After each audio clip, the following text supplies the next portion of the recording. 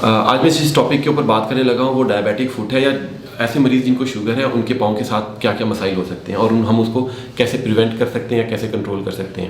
تو عام طور پہ جب پیشنٹ کو مریض کو شوگر ہوتی ہے تو وہ کچھ عرصے کے بعد ان کے پاؤں سن ہونا شروع ہو جاتے ہیں یا جلن ہونا شروع ہو جاتی ہے. تو اس کو ہم کہتے ہیں نیوروپیتھی، ڈائبیٹک نیوروپیتھی، سینسری نیوروپیتھی.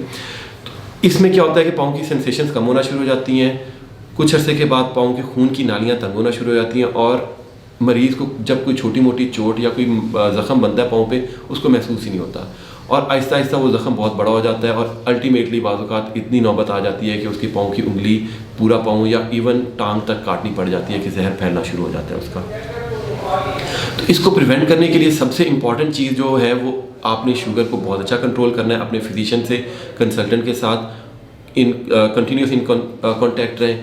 دوسرا، کوشش کریں جب بھی آپ کنسلٹنٹ کے پاس جائیں اپنے پاؤں کا معائنہ لازمی کروائیں اور اپنے پاؤں کا معائنہ خود روٹین کا حصہ بنا لیں کہ کچھ عرصے کے بعد 1 ہفتے 2 ہفتے یا 1 مہینے کے اندر ایک دفعہ اپنے پاؤں کا معائنہ ضرور کریں.